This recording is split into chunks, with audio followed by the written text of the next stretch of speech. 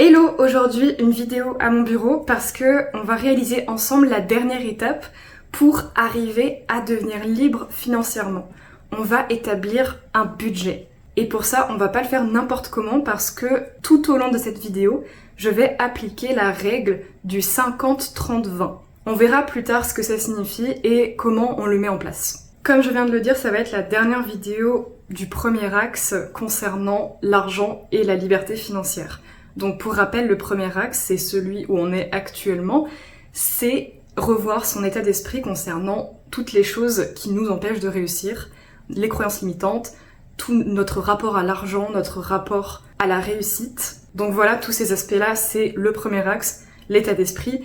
Donc je sais que récemment, il y a eu énormément de vidéos où je parle principalement d'argent, mais c'est parce que c'était extrêmement important de déconstruire tout cet aspect-là et de revoir notre rapport à l'argent pour que la suite se passe du mieux possible et pour qu'on puisse commencer la réelle transformation. Parce que, me concernant, c'était vraiment la plus grosse chose à déconstruire et sur laquelle je devais réfléchir pour pouvoir avancer le plus sereinement possible par la suite. Et donc là, pour terminer un peu cette série de vidéos sur l'argent, la liberté financière, on va terminer en faisant un cas vraiment pratique.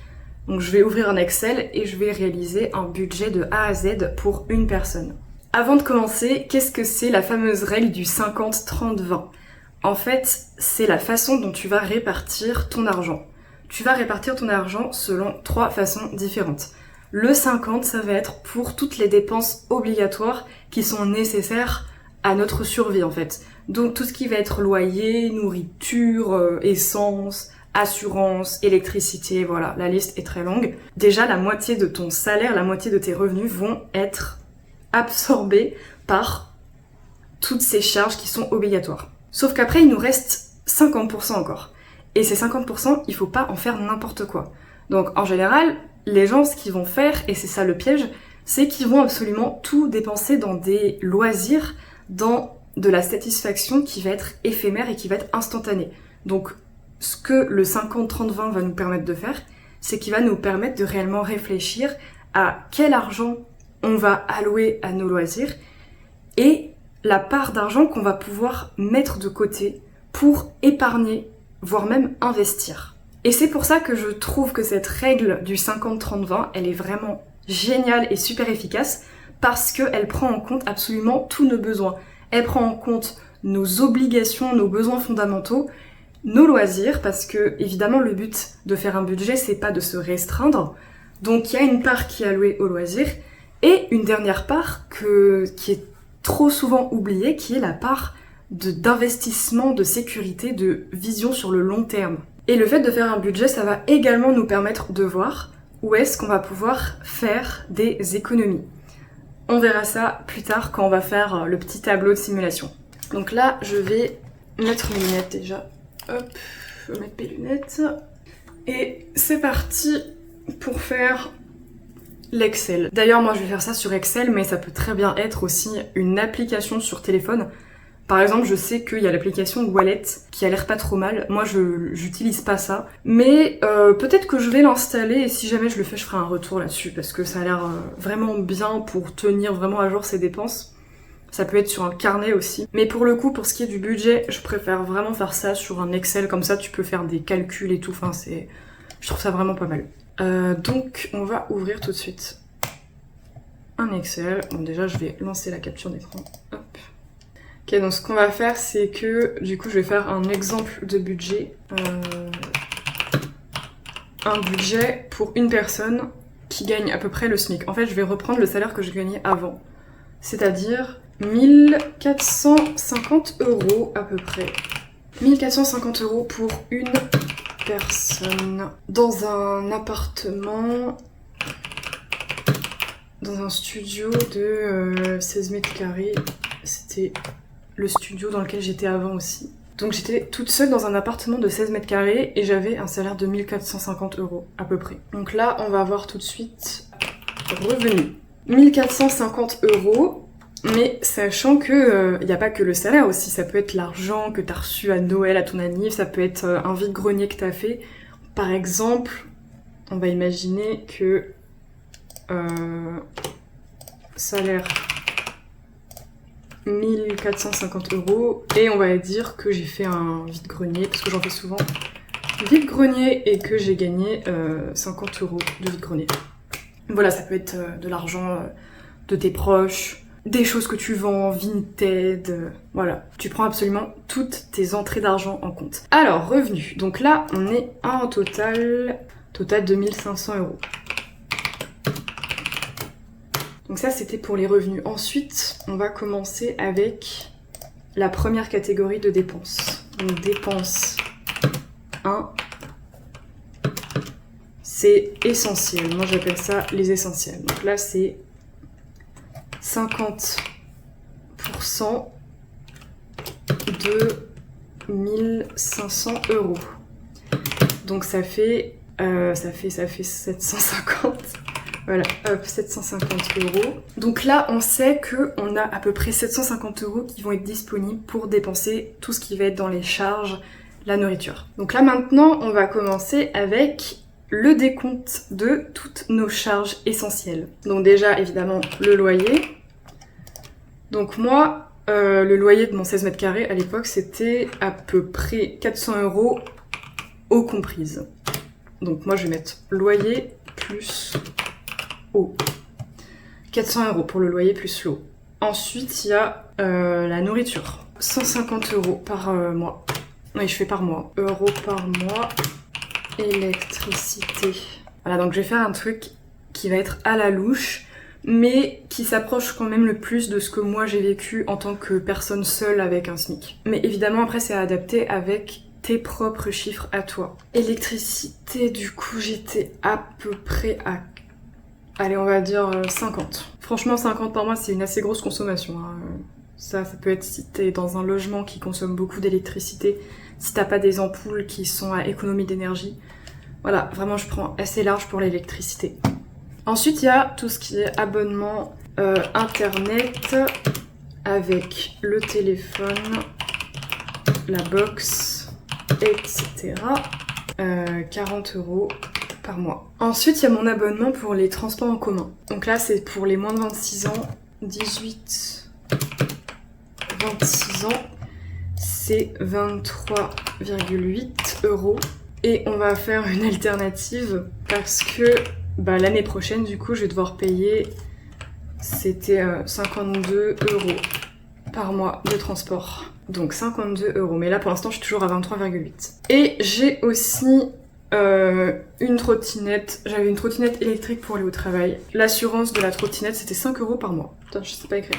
Assurance trotte. Donc là, on a loyer, eau, nourriture, électricité, internet, abonnement, transport, assurance. Et aussi, je vais rajouter une alternative pour si tu as une voiture et de l'essence. Donc là, pour le coup, j'y connais rien parce que j'ai pas de voiture, moi, mais je sais que un plein d'essence par mois, ça peut aller genre à 80 € par mois. Donc vraiment, une voiture, c'est une énorme charge. Je sais pas comment j'aurais fait d'ailleurs si j'en avais une. Total...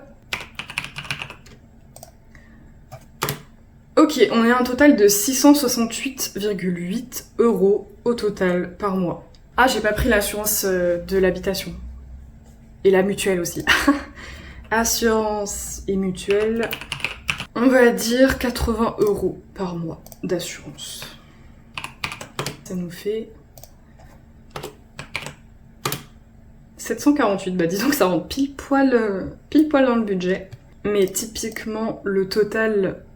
Quand je vais passer ici, on va faire égal ça, plus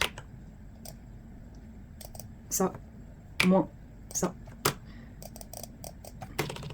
Ça fait 777, donc on est un tout petit peu au-dessus du budget. Après, moi c'est pas mon cas, mais tu peux rajouter aussi, si t'as fait un prêt étudiant, voilà, tout ce qui va être prêt, remboursement de meubles par exemple, si tu payes en plusieurs fois. Et aussi, j'ai oublié de mettre les impôts. Mais vu que quand t'es au SMIC, tu payes pas d'impôts, on va quand même rajouter...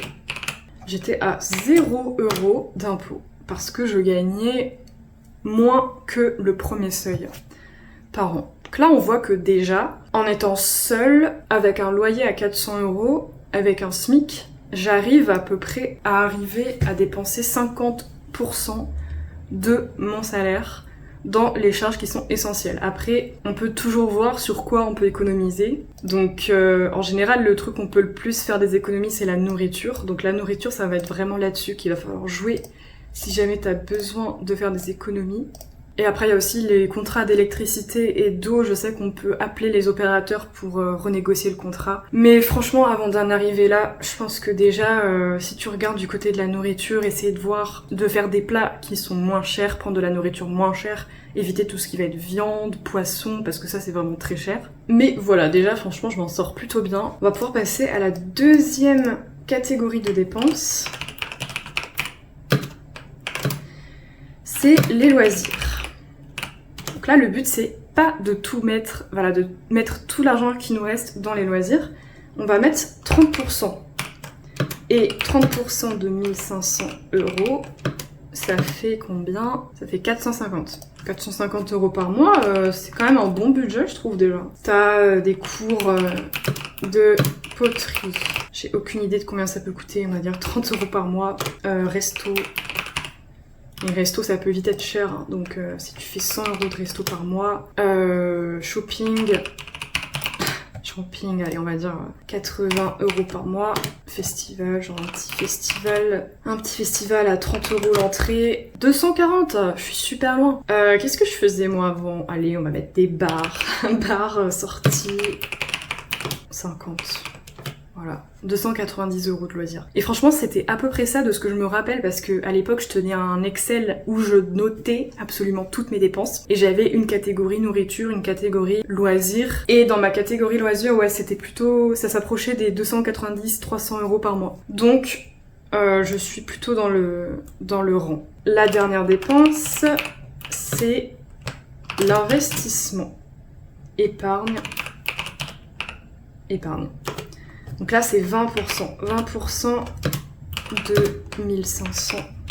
Alors évidemment, c'est modulable, hein. On n'est pas obligé de faire exactement 50, 30, 20. Si t'as envie de plus épargner, tu fais un mois où t'achètes moins de choses, bah t'épargneras plus. Mais le but, c'est pas de se restreindre pour pouvoir épargner.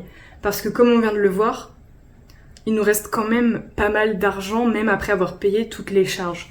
Mais voilà, le but, ça va être de bien savoir dans quoi on dépense notre argent, dans quoi est-ce qu'on a dépensé dans des loisirs. Donc si tu sors tous les soirs, si tu fais des restos toutes les semaines, c'est peut-être pas forcément nécessaire et pas une bonne idée.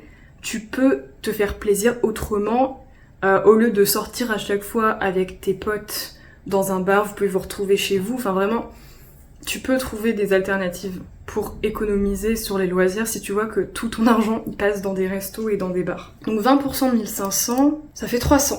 Donc là, ça fait 300 € à épargner tous les mois. Donc comme je le disais dans ma vidéo sur l'éducation financière, le plus important c'est d'abord d'avoir une épargne de sécurité. Premier truc à faire absolument, c'est épargne de sécurité. Et ensuite, une fois qu'on aura atteint notre épargne souhaitée, on va se concentrer sur investir. Et après, pourquoi pas, en troisième option, on peut renflouer notre épargne de sécurité, donc renforcer épargne sécurité. Donc l'épargne de sécurité pour les débuts, je trouve que c'est bien d'avoir 3 à 4 mois de salaire. Donc 3 à 4 mois de salaire, on va faire 1500, ça fait 6000 € de côté. Ça fait 6000 € d'épargne. Donc, objectif, 6000 € d'épargne. Donc il faut calculer maintenant en combien de mois, en mettant 300 € de côté, on arriverait à 6000 €. Donc 6000 divisé par 300, ça fait 20. 6000 divisé par 300 égale 20. Donc là, on peut se dire 20 mois, ça fait un peu beaucoup pour se constituer son épargne de sécurité. Le but, c'est de l'avoir le plus vite possible. Genre maximum 1 an. Donc on va essayer de réduire ça. Donc au lieu de prendre 4 mois de salaire, je vais en prendre seulement 3. Donc déjà, on descend à 4500 €. 4500 divisé par 300, ça fait 15. Déjà 15, c'est mieux. Divisé par 300 égale 15 mois. Donc 15 mois, c'est beaucoup mieux. Mais comme on vient de voir, par exemple, si je fais un mois où je dépense seulement 290 € en loisirs, et bah le reste, je vais pouvoir l'investir. Donc voilà, le jeu, ça va être de toi en fonction de en combien de temps tu veux atteindre cette épargne de sécurité. Essayez de voir si tu peux faire des économies sur la nourriture ou sur certaines de tes sorties. Pas toutes, le but c'est quand même de se faire plaisir et de sortir. Donc une fois que tu auras réalisé ton épargne de sécurité, ensuite tu vas pouvoir investir. Donc investir, donc ça j'ai pas mis épargne de sécurité sur le livret A. Et ensuite investir, on a investir en assurance vie plus en PEA. Donc pour rappel, le PEA c'est le plan d'épargne en action, c'est la bourse. Pour citer quelques exemples de banques où tu peux investir, de banques en ligne, il y a Trade Republic, XTB, Bourse aux banques, voilà, il y en a plein. Fais tes propres recherches sur la banque en ligne qui correspond le mieux à tes besoins, mais franchement, elles s'équivalent à peu près toutes. Donc une fois que tu as identifié la banque sur laquelle tu vas investir, donc ça, on parle du PEA, moi je fais à peu près 50-50. Je fais 50% en assurance vie et 50% en PEA. Mais franchement, là-dessus, je te conseille vraiment de regarder des vidéos. Il y a plein de vidéos sur YouTube qui t'expliquent comment bien répartir, comment bien investir ton argent. N'oublie jamais que tu ne dois investir que l'argent que tu es prêt à potentiellement perdre. Donc ne commence pas à investir la moitié de ton salaire tant que tu n'as pas ton épargne de sécurité. L'argent que tu vas mettre sur ton assurance vie et sur ton PEA, tu pourras pas les toucher tout de suite. C'est vraiment un investissement sur le long terme. Parce que si tu les retires avant l'exonération d'impôts, c'est-à-dire 8 ans pour l'assurance vie et 5 ans pour le PEA, ce serait dommage parce que tu vas être taxé énormément sur les retraits que tu vas faire. Donc vois cet argent comme de l'investissement sur le long terme, c'est de l'argent que tu bloques pendant un certain temps. Donc voilà, le but c'est de laisser de l'argent dans un coffre-fort, de pas y toucher pendant plusieurs années, et avec un peu de bon sens, de réflexion et de chance, ce coffre-fort, quand tu vas le retrouver plus tard, il sera encore plus fourni que lorsque tu as commencé à mettre de l'argent dedans. Parce que tu vas tous les mois apporter de l'argent à tes investissements. Donc là, on peut dire 150 € assurance vie et 150 € le PEA. Et donc, on va dire, moi en ce moment, le PEA, je suis à peu près à 10%. 10% de PEA et l'assurance vie, je suis à peu près à 8%. Donc tous les mois, si pendant 12 mois, j'investis 150 € x 12, ça fait 1800. Et 1800 fois 0,1, 180, donc en gros, j'aurais gagné, donc je serais passée de 1800 à 1980 €. On va mettre dans un an 1800, donc ça fait carrément, ça fait plus que un mois de salaire d'épargne que tu auras fait. Et je vais te montrer tout de suite en quoi ce mois d'épargne là il va se transformer si tu investis plutôt que de l'avoir dépensé dans des sorties, dans voilà. Donc 1800 € d'épargne sur le PEA à 10%. Encore une fois, je le répète, mais ces pourcentages-là, ils sont complètement théoriques. Je dis pas que ce que tu vas investir va forcément arriver à une plus-value de 10%. En tout cas, c'est les chiffres que moi j'ai en épargnant depuis 6 mois. Mais ça veut pas dire que ça va rester comme ça tout le temps. Encore une fois, fais tes propres recherches sur les meilleurs investissements qui pourraient te correspondre. Mais sache que en épargnant sur le PEA en ETF, il y a quand même très peu de chances pour que tu sois perdant à l'arrivée. Donc 1800 d'épargne sur un an, tu gagnes 180 €. Et 1800 en assurance vie, tu auras gagné en un an 1800 fois 0,08, ça fait 144. Donc tu auras gagné 144. Donc au total, sur un an, en ayant épargné 3600 € sur un an, tu auras gagné 324 €.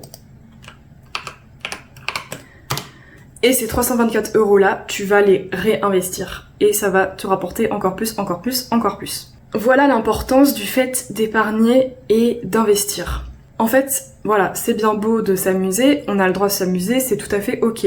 Moi, je suis la première à adorer faire des sorties. Mais il faut pas voir que sur le court terme, il faut aussi voir sur le long terme. Si tu veux t'assurer un avenir, il faut que tu commences à épargner et à investir. Donc si tu le fais pas déjà, franchement, tu vois que, voilà, en 15 mois, 1 an, tu peux arriver à mettre 4500 € de côté, et ça franchement, mais t'imagines même pas la tranquillité d'esprit que t'es en train de te construire. Et ensuite, tu peux investir 300 € par mois. On vient de voir avec tout ce que je viens de faire, tout le tableau, que c'était largement possible. T'auras gagné 324 € à la fin. Donc peut-être que les premières années, tu vas devoir te restreindre un peu plus, mais plus tard, tu vas gagner tellement sur l'investissement que t'auras fait que t'auras même plus à te restreindre, tu pourras vivre normalement, tranquillement. Tu seras plus inquiété par le fait d'être à découvert, le fait de pas savoir si demain tu vas réussir à payer tes courses. Ensuite, j'ai oublié de mettre la troisième catégorie, par exemple. Moi, je sais que j'ai une épargne. Je me suis fixé une épargne de 10 000 €, comme ça je suis vraiment tranquille. Donc ça, tu peux renforcer ton épargne de sécurité si ton niveau de vie il augmente, si ton salaire augmente, que tu peux te dégager un peu plus, tu peux continuer d'investir, mais à côté, si tu trouves que ton épargne de sécurité elle est trop faible, tu peux très bien rajouter de l'argent dans cette épargne-là. Mais c'est pas le plus urgent. Le plus urgent, c'est de commencer à investir avant de commencer à renforcer son épargne de sécurité. Et voilà, c'est la fin de cette vidéo. Elle va être super longue, donc vraiment, si t'es arrivé jusque là, hésite vraiment pas à me mettre un commentaire, à me dire ce que t'as pensé de cette vidéo. Est-ce que ça t'a aidé, le fait que je fasse un tableur comme ça de A à Z? Voilà, clairement je suis en train de filmer l'outro en pyjama, mais bon, personne ne m'en voudra pour ça. Donc ce que je voulais rajouter quand même, c'est que évidemment le tableur que j'ai fait, c'est en fonction de mon contexte. Donc par exemple, je sais que en habitant dans une grande ville, en plein centre-ville, j'avais quand même un loyer qui était assez élevé, et je sais que ça peut être même bien pire dans d'autres villes. Donc, surtout quand tu commences dans la vie active et que tu as un salaire qui est assez bas, tu vas sans doute avoir plus de 50% de ton salaire qui va passer dans des charges essentielles. Donc, il faut que tu détermines ton propre ratio de 50-30-20. Ce sera peut-être 60-20-20. Mais c'est quand même important de garder une part d'épargne et d'investissement et de pas tout mettre dans les loisirs. Franchement, même avec 20%, t'as quand même de quoi te faire plaisir. Mais c'est sûr que les premières années, il va falloir faire un petit peu attention à ce que tu dépenses. C'est hyper important pour te constituer cette fameuse épargne de sécurité, et ça vraiment, crois-moi, t'as pas envie de passer à côté. C'est le piège que font plein de gens. Et c'est ce qui t'empêche à 30 ans d'avoir une vie épanouie, parce que tu auras tout dépensé dans des loisirs et tu te retrouves avec absolument rien et tu peux réaliser aucun projet. Et ça, c'est vraiment dommage. Tu peux te faire plaisir, mais quand même épargner à côté. Et ça va te sauver ta vie. C'est une question de survie, littéralement. C'est une question de vouloir vivre une vie confortable. Ou pas. Qu'est-ce que je peux dire d'autre ? Donc dans le tableau, j'ai certainement oublié pas mal de choses. Par exemple, j'ai oublié de noter que j'avais des frais médicaux à 50 € par mois. Mais j'ai aussi oublié de noter que à l'époque, vu que j'habitais seule, j'avais droit à la CAF. Donc j'avais quand même un montant non négligeable de CAF qui rentrait comme revenu. Donc voilà, je pense quand même que ça arrive à s'équilibrer à peu près. Ce tableau, il était là pour visualiser vraiment avec un SMIC qu'est-ce qu'on peut mettre de côté, qu'est-ce qu'on peut s'offrir, qu'est-ce qu'on peut épargner tous les mois. Et franchement, c'est possible, c'est vraiment faisable. Là, j'ai même pas pris en compte si j'avais des proches qui pouvaient m'aider, si j'avais des proches qui pouvaient me donner de l'argent. J'ai fait comme si j'étais toute seule avec un SMIC. Et déjà, quand c'est le cas, t'as droit à des aides. Donc je pense vraiment que même si tu as des très faibles revenus, c'est possible de se dégager une part pour épargner, tout en étant quand même assez confortable dans sa vie. Donc avec le tableau, on vient quand même de voir que c'était possible, même avec un SMIC, avec le strict minimum, c'est possible de se dégager de l'argent pour le mettre en épargne, tout en ayant quand même une part de loisir et que toutes nos charges soient payées, qu'on s'endette pas et qu'on n'est pas dans la merde en fait. En tout cas, prends cette habitude vraiment de noter toutes tes entrées, toutes tes sorties d'argent. Avant, quand j'étais toute seule, j'avais un tableur où je notais absolument tout. Et franchement, ça m'a beaucoup servi, ça m'a permis de voir où est-ce que je dépensais beaucoup d'argent. Donc j'ai pu voir qu'il y avait des mois où j'avais beaucoup été au restaurant et qu'il fallait un petit peu que je me calme. Donc ça m'a quand même permis d'avoir une certaine mainmise sur mon argent et de pas trop dépenser. De toute façon, j'ai jamais été très dépensière, mais au moins là, je pouvais voir l'argent que... En fait, tous les mois, je faisais un compte total et je voyais si j'étais en positif ou en négatif. Et la plupart du temps, j'étais quand même en positif. Donc ça m'a vraiment permis d'apprendre à gérer mon argent toute seule, avec juste un tableur. Donc c'était la dernière vidéo concernant l'argent. Là, voilà, c'est bon. On a vu tout le sujet de fond en comble. En tout cas, c'est le parcours que j'ai eu personnellement ces derniers mois concernant l'argent. Parce que j'ai vu que c'était un énorme frein. Voilà. J'arrivais pas à me projeter avec de l'argent. Pour moi, l'argent c'était mauvais, c'était mal, il fallait pas que j'en ai. Mais en fait, ça sert à rien de penser comme ça.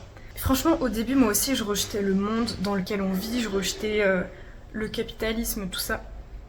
Mais quand tu y réfléchis, ça ne sert à rien de rejeter l'argent. Ce qui est mauvais, c'est les actions humaines. C'est pas l'argent en soi. Le fait de gagner de l'argent, c'est de la survie. Ce n'est pas être égoïste ou être avide. C'est vraiment de la pure survie. Ne culpabilise pas de vouloir gagner de l'argent. Dis-toi que cet argent, il va te servir pour les causes qui te sont chères. Si tu es une bonne personne, l'argent que tu vas gagner, il va te servir à faire des bonnes actions et il va te permettre de révéler encore plus qui tu es. Alors que si tu penses que l'argent c'est mauvais, tu vas jamais pouvoir rien faire de ta vie. Et c'est dommage parce qu'avec beaucoup d'argent, ça se trouve, t'aurais pu faire plein de choses.